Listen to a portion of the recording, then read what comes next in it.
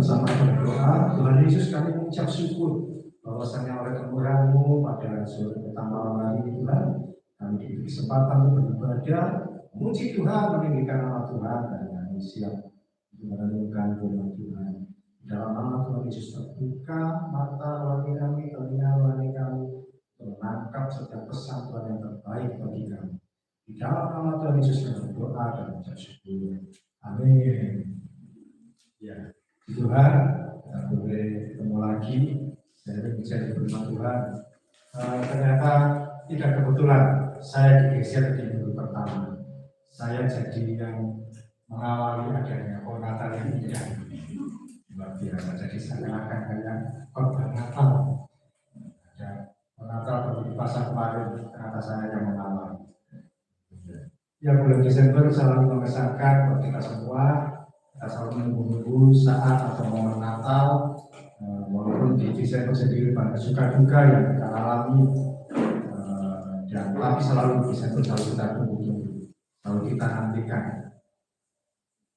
Desember 3 tahun yang lalu pun saya juga mengalami situasi yang tidak menyenangkan, tapi mengesankan sampai sekarang. Yaitu harus dirawat di asrama rumah sakit yang luar biasa. Saya juga teringat Desember beberapa tahun yang lalu ada seorang pendeta terkenal di Surabaya, seorang kepala sidang di General Mulyosa di sana. Dia khotbah Natal, ternyata khotbah dia nggak kuat, dia terjatuh, ternyata sampai juga meninggal dunia. Nah, meninggal di masa-masa pelayanan itu bagi hamba Tuhan sebuah cita-cita. Nah, itu tidak semua bilang meninggal, tapi itu cita-cita karena bertugas. Dia meninggal dia. Kalau tidak salah Pak Kantor, beliau senang luar biasa. Ya, terima kasih Pak Rizky, walaupun kondisi kurang sehat, kami tetap bersedia lagi di tengah-tengah kita, memberikan semangat untuk kita beribadah pada Tuhan. Ya memang usia 40 itu, kalau sudah masuk usia 40, ke atas dan sebagainya, itu sudah memasuki tanda bahaya untuk kesehatan. Alarm-alarm sudah mulai berbunyi. Kalau 20 tahun, 30 tahun makan apapun bebas, keluar jam berapapun oke, ketemu siapapun tidak masalah. Tapi begitu 40, nanti sudah mulai tanya bahaya, mulai menuju kesehatan ini sudah mulai tidak seprima yang dulu. Saya pun juga beberapa kali dalam minggu-minggu ini juga drop, nggak kuat, sering juga jatuh bangun, saya sering sakit dan sebagainya. Tapi waktu tidak sampai rumah sakit, tapi sering nggak kuat. Bahkan yang terakhir saya batuk lama 2 minggu nggak sembuh-sembuh. Tapi puji Tuhan, saya konsultasi ke seorang dokter, dikasih obat yang berlaku 5 hari.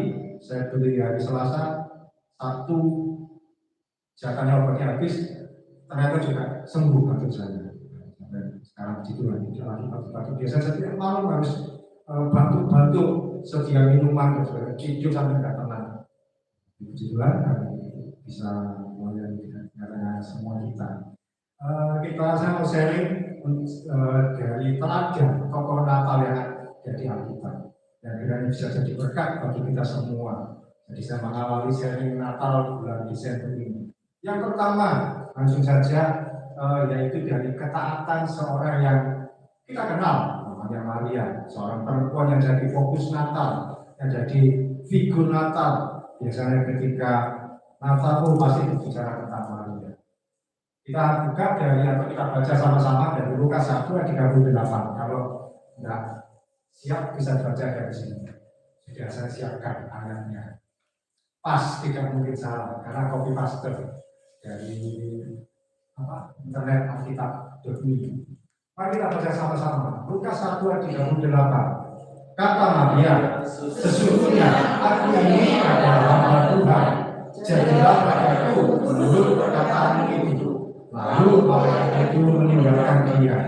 Di ayat-ayat sebelumnya, malaikat yang disebut malaikat Gabriel itu datang kepada Maria, memberi pesan, memberi tugas, memberi perintah bahwa kamu satu kali nanti dalam waktu dekat akan mengandung seorang bayi, seorang kandunganmu akan dipakai untuk menjadi lahirnya seorang bayi tanpa melalui hubungan suami istri. Kata malaikat pernikahan akan ada seorang bayi yang lahir dari kandungan. Dan itu adalah suatu hal yang tak mungkin, menabrak tradisi Yahudi, menabrak adat istiadat, menabrak kebiasaan. Tapi karena yang datang adalah utusan Tuhan sendiri. Maria punya respon. Aku siap, jadilah padaku menurut perkataanmu itu. Sesungguhnya aku ini adalah hamba Tuhan. Artinya apa? Sesungguhnya aku ini siap mengikuti apa yang kau katakan. Karena aku adalah hamba Tuhan. Maria bukan imam, Maria bukan seorang pelayan Tuhan di bait suci, tapi dia seorang yang mau menyerahkan diri ke Tuhan, sehingga dia berani berkata bahwa aku ini adalah hamba Tuhan. Karena mengikuti apapun yang Tuhan sampaikan melalui malaikat. Hal yang pertama kita pelajari adalah ketaatan dari seorang yang bernama Maria. Dari Maria kita belajar untuk taat dengan maksimal, sekalipun penuh dengan risiko. Di poin berikutnya tentang Maria bisa bergeser bahwa Maria adalah figur ketaatan penuh risiko. Taat sekalipun penuh risiko. Risikonya apa? Ketika dia mengandung, ketika dia hamil di luar hubungan suami istri, tentu dia akan menghadapi gunjingan, omongan, obrolan, gosip. Dari mana dia bisa hamil? Dari mana dia bisa mengandung seperti itu? Dari mana dia bisa punya kandungan seperti itu? Oh, paling ini dia dengan orang yang lain lagi, karena dengan Yusuf dan lain-lain. Oh, mungkin dengan yang lain lagi. Kok bisa tiba-tiba dia mengandung? Dia siap untuk menghadapi perkataan-perkataan. Dia siap untuk menghadapi situasi-situasi yang tidak menyenangkan. Ingat, menjadi pengikut Kristus itu tidak pernah aman jalan. Jadi pengikut Kristus itu penuh resiko. Kalau jadi pengikut orang Kristen hanya karena kelahiran dan karena pernikahan, kapan sekarang ada masalah? Ketika kita jadi pengikut Kristus sungguh, kita menyatakan pertobatan dan jadi pengikut Kristus. Kita siap wajah dengan wajah, muka dengan muka, dengan kuasa kegelapan. Yang siap menyerang kita dengan berbagai banyak cara. Hari-hari ini dibutuhkan ketaatan yang maksimal dari anak Tuhan.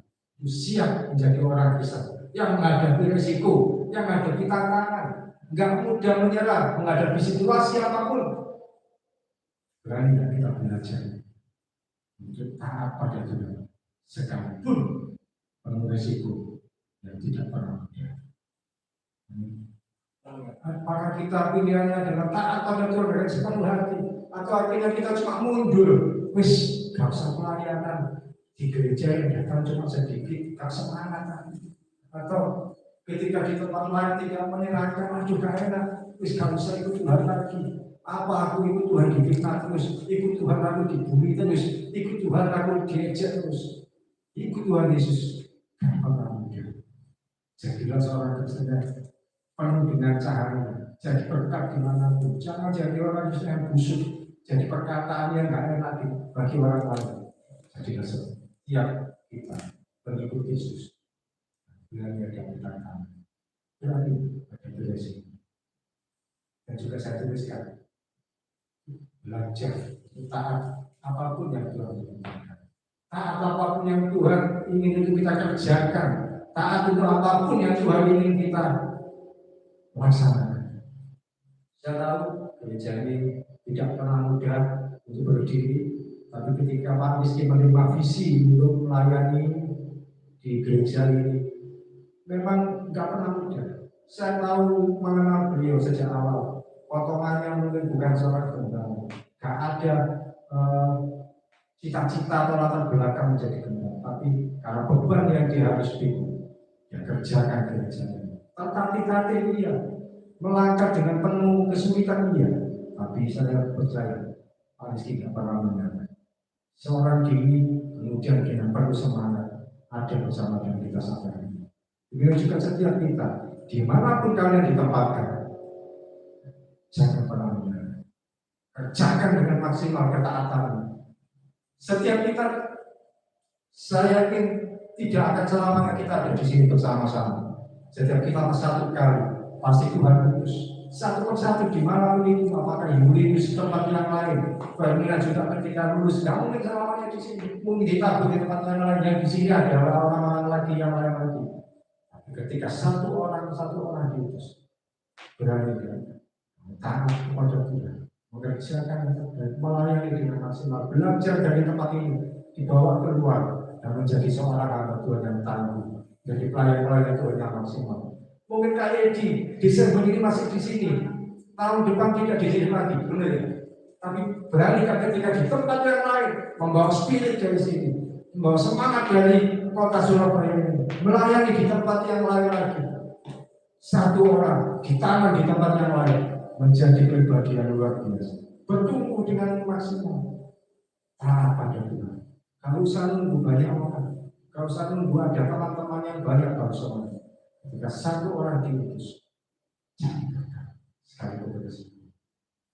Maria dia taat sekalipun bersih. Dia menyediakan dirinya sendiri. Satu orang yang ini, dia nggak peduli yang lain, sebenarnya dia cuma mau berkata saya siap. Dari kesiapan dia melahirkan juru selamat, melahirkan pribadi Kristus yang jadi penyelamat hidup kita sampai hari ini. Coba kalau Maria berkata, tunggu dulu Maria, saya nggak siap, saya nggak bisa, tolong yang lain lagi.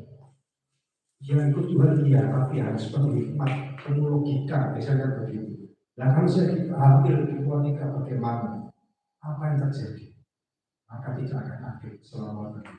Mungkin Maria cuma tinggalkan Maria, dan dia akan menjadi pribadi yang tidak akan kita kenal sepanjang sejarah. Saya tidak akan bosan, saya akan selalu ingat kalau Desember 21 Desember 2015. Dalam kondisi nggak ada uang, plus kondisi pekerjaan juga berantakan. Hari itu saya meresponi panggilan Tuhan di Wadiwara Jalan Kampus. Itu melayani Tuhan. Dan bagi para mata saya mengalir ketika dia berkata, ayo layani Tuhan. Sejak itu seseorang ditimpa. Sejak itu sampai hari banyak orang yang bergabung bersama dengan kami. Saya layani kami. Bahkan pelayanan saya sederhana ini akhirnya dipakai banyak orang, disalahgunakan banyak orang. Salah guna masalah keuangan dan sebagainya pada pelayanan kami uangnya. Tapi Tuhan tidak beracara dari satu pribadi saya menjadi sampai hari ini. Kami belum memberkati banyak orang dari Sumatera sampai Papua dan Malaysia, Hong Kong dan sebagainya. Belajar satu orang taat jadi berkat. Demikian juga setiap kita berani belajar satu orang taat meskipun perlu dengan resiko, taat dengan maksimal. Ketaatan berbicara kehidupan yang bersandar pada kuasa di mana ditempatkan, bukan cuma masalah pelayanan, di pekerjaan di mana Anda jadi seorang Kristen yang maksimal, menjadi berkat bagi orang lain. Bukan jadi orang Kristen yang jadi cuma mengganggu, cuma jadi parasit, cuma jadi mengganggu orang lain, jadi pribadi. Oke, siap jadi pribadi yang taat sekalipun penuh resiko.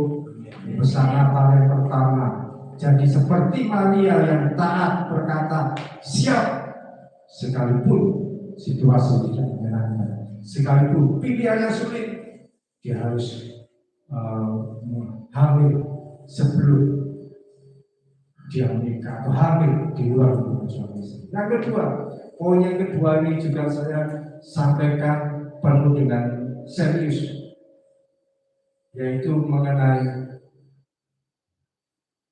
ketulusan Yusuf yang kita kenal berikutnya sebagai seorang suaminya Maria.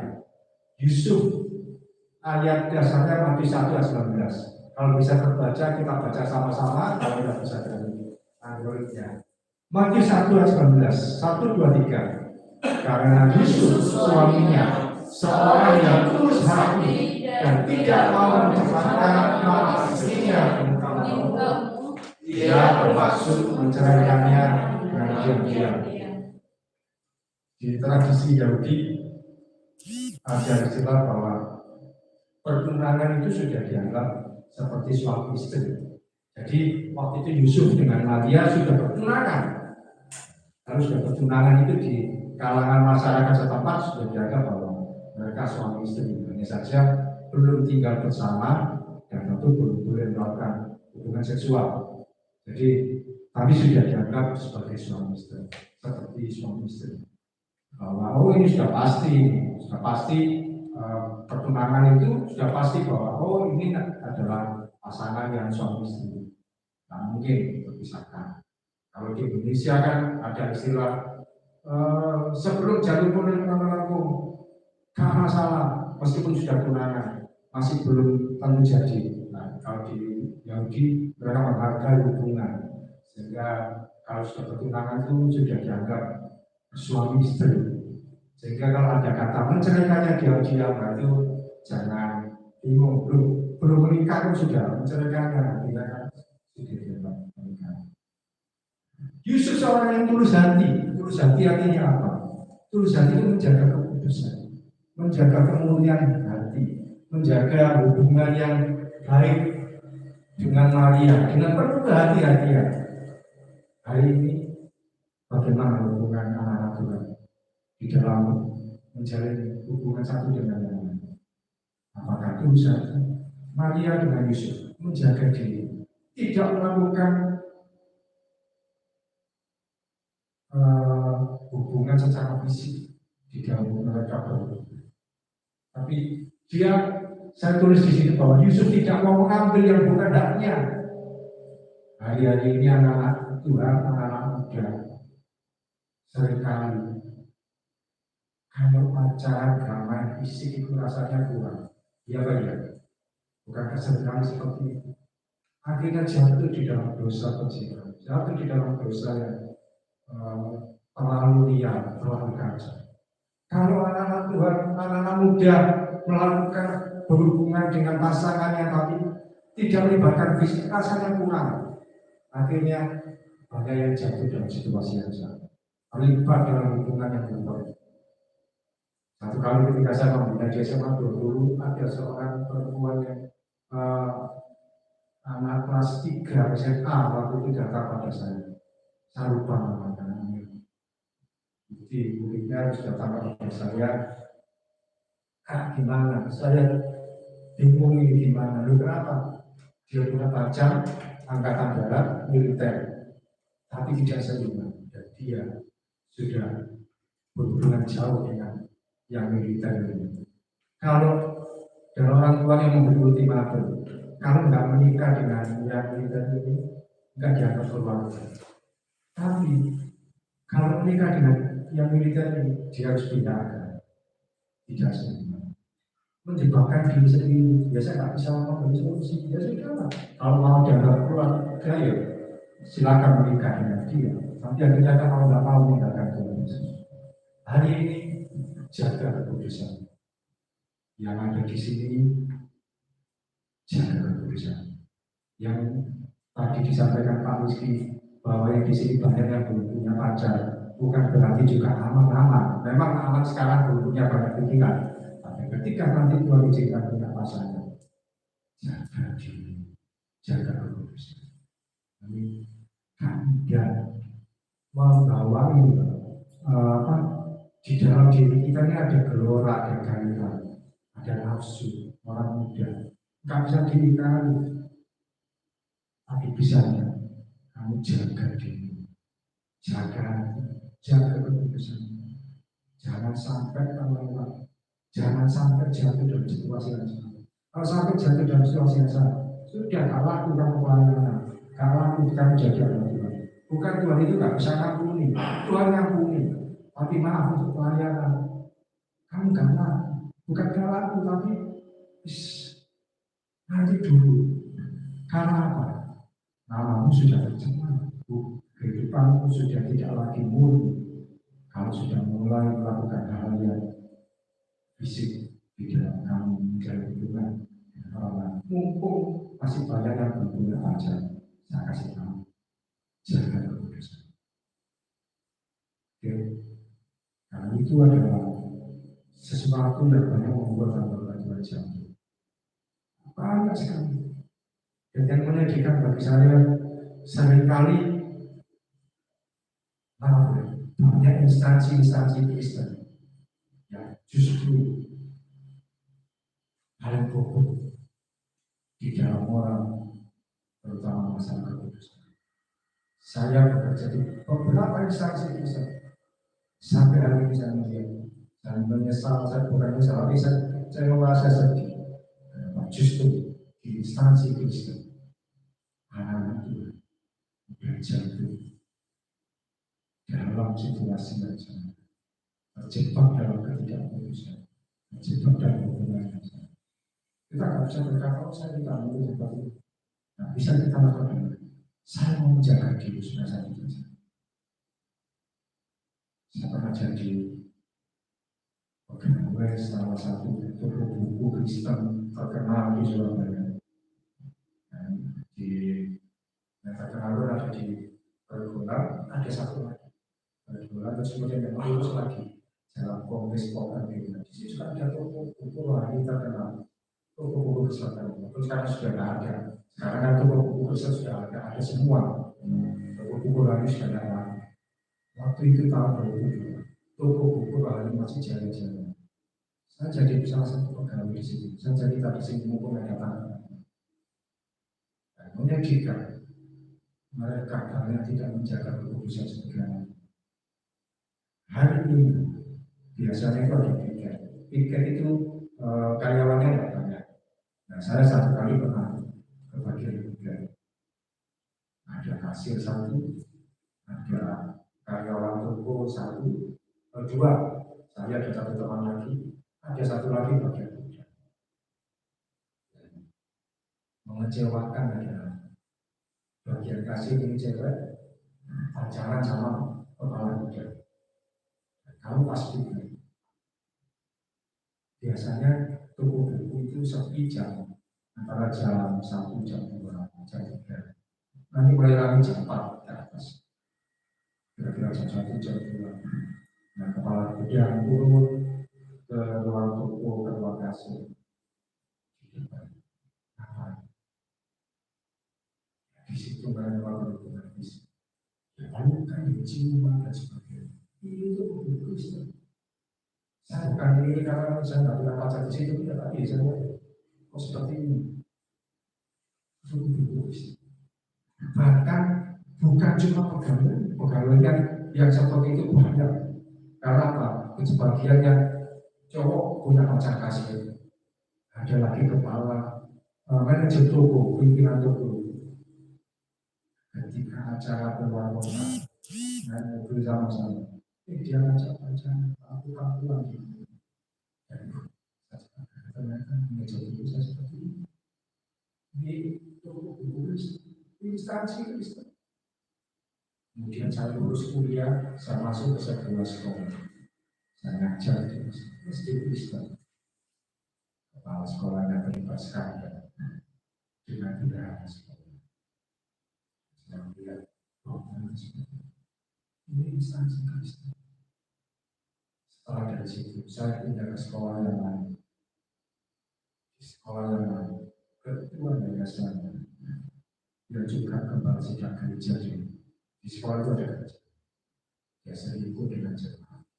Istrinya ibu kepala sampai ini obatnya dibawa ke rumah sakit. Walaupun memang ada didamaikan. Dan yang terakhir di tempat saya mengajar sekarang. Berapa hari yang lalu? Masih kurang lebih 2 minggu. Tanggal 2 bulan. Saya mendengar cerita seorang guru olahraga dikeluarkan dari sekolah. Ternyata hubungan dengan murid diajak ke kos-kosan dan mereka melakukan pekerjaan. Menyedihkan sekali ini sekolah Kristen.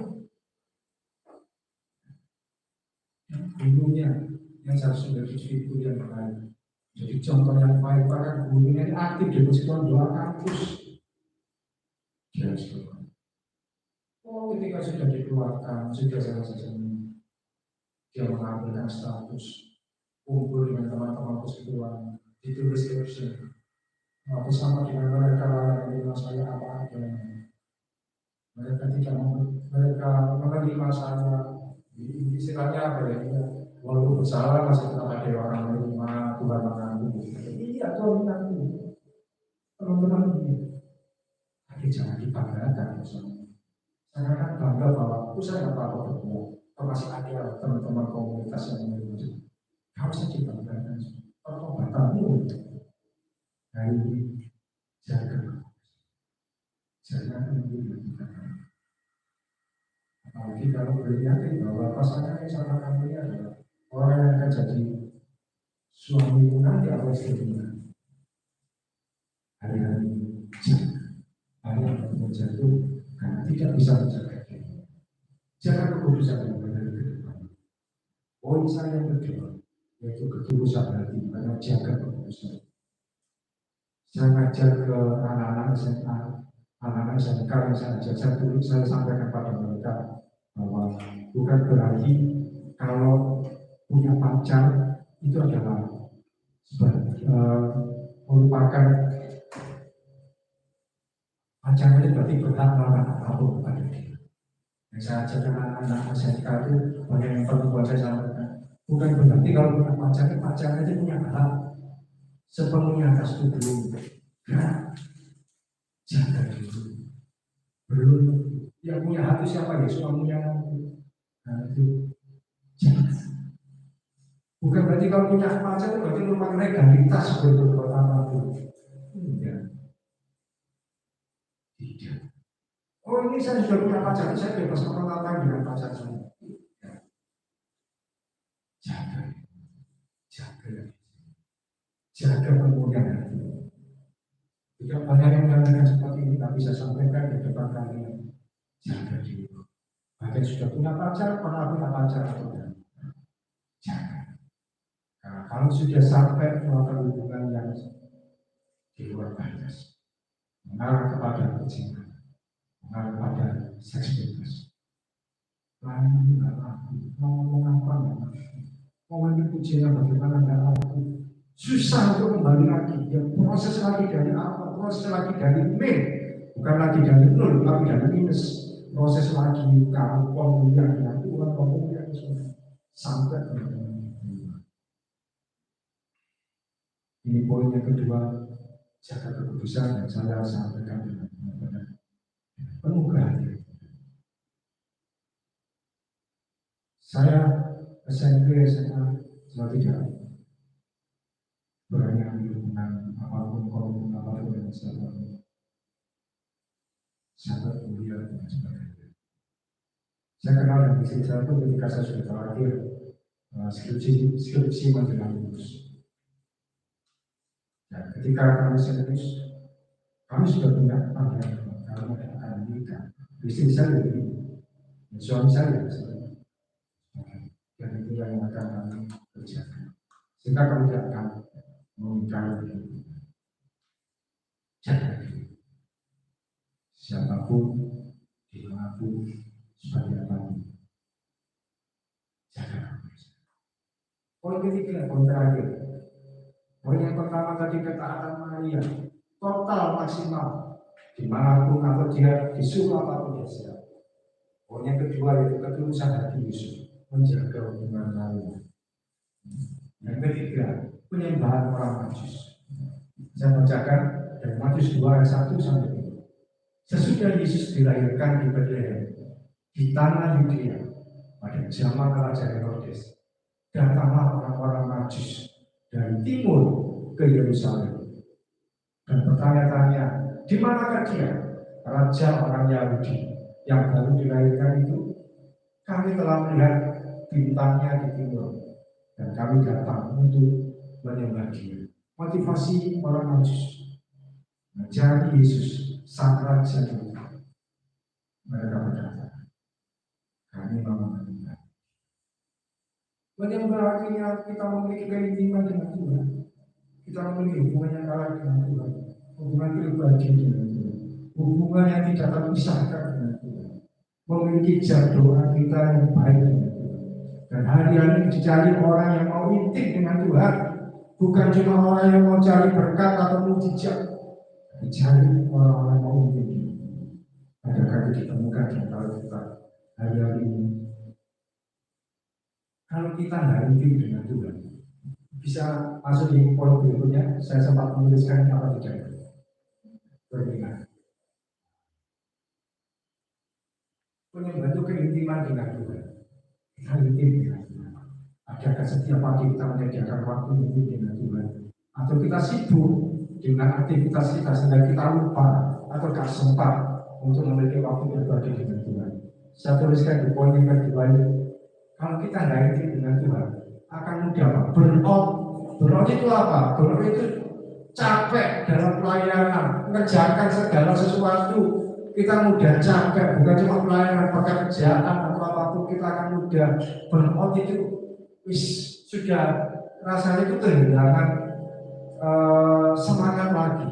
Yang melayani iya, tapi sudah kayak orang makan dengan rutinitas, itu burnout. Bahkan juga bisa kecewa kalau kita nggak punya keintiman dengan Tuhan dan patah semangat. Sedikit-sedikit jadi salah paham, konflik dengan yang lain. Tapi coba satu kali kamu menepi, terus punya waktu dengan Tuhan. Tuhan bagaimana? Ketika kita menyendiri dengan Tuhan, itu saatnya kita dioperasi, dibereskan hati kita, sehingga semua yang luka-luka kita diobati sama Tuhan. Dan terakhir, penyembahan menjadikan Tuhan sebagai prioritas yang utama dalam hidup. Belajar memiliki penyembah, memiliki motivasi yang benar. Nah, ketika kita memiliki motivasi yang benar di dalam Tuhan, percayalah Tuhan akan membereskan apa yang menjadi pergumulan. Amin. Siap untuk menyambut Natal kali ini dengan kehidupan yang berkenan di hadapan Tuhan, yang istimewa kita berikan bagi Tuhan. Bukan cuma minta yang istimewa, kita berikan hidup kita yang istimewa juga. Yang pertama, jadi seorang yang taat, maksimal, total, sekalipun berdosa, dimanapun mereka. Yang kedua, jaga keputusan. Saya ketika berdoa, saya mendapatkan bahwa tahun depan gereja kita juga akan mengalami goncangan ini lebih berat lagi, lebih dasar lagi. Tapi ketika kita bersandar pada Tuhan, kita akan melalui semua bagian kita atau kalau tidak, akan ada yang mulai undur satu persatu. Bukan cuma undur dari gereja, undur dari Tuhan juga. Bisa berdoa kepada kita yang ada di sini. Jadi pribadi yang kuat, tidak mundur. Dan yang ketiga, jangan kehilangan penyembahan. Jangan kehilangan. Penyembahan itu apa sih? Penyembahan itu bukan cuma nyanyi. Penyembahan itu memberi diri kita di hadapan Tuhan sepenuhnya bahwasanya milik Tuhan. Bahwasanya siap untuk ikut apa yang Tuhan mau, siap untuk mengikuti apa yang Tuhan ajarkan. Dan penyembahan itu menempatkan diri bahwa kamu ada di sini untuk beribadah, untuk membantu Tuhan.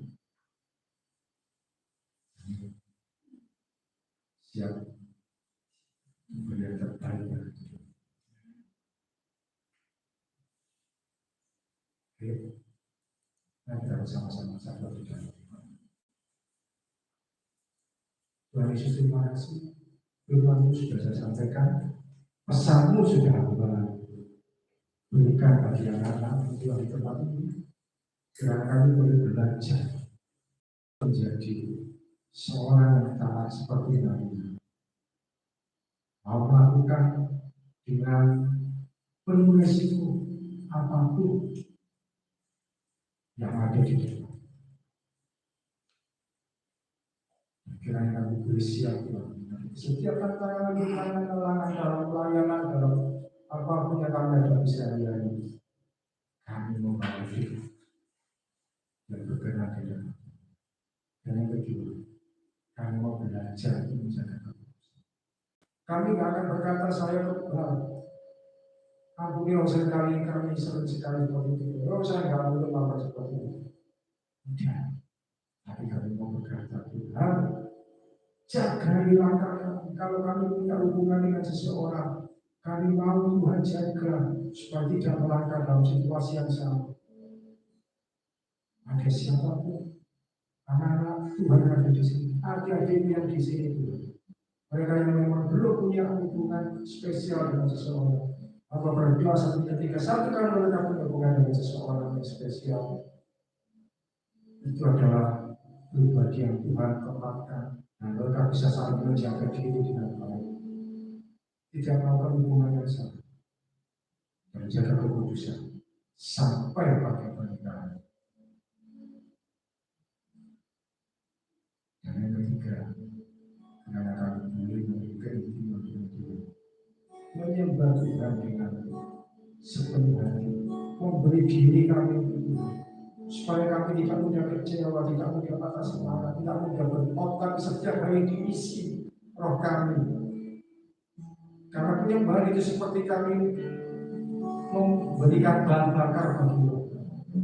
Ampuni kalau seringkali kami meninggalkan penyembahan kami setiap tidak punya lagi waktu yang teduh bersama dengan Tuhan.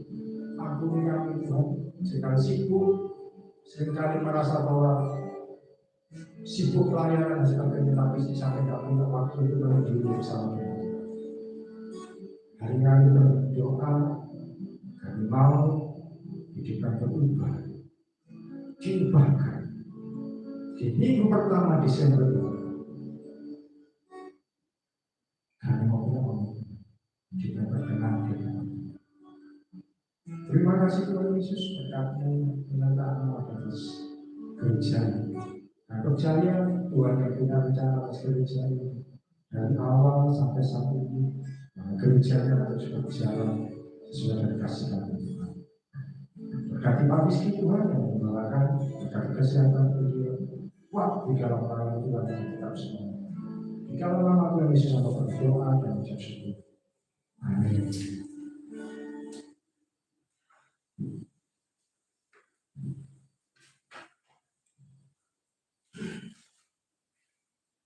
Puji Tuhan.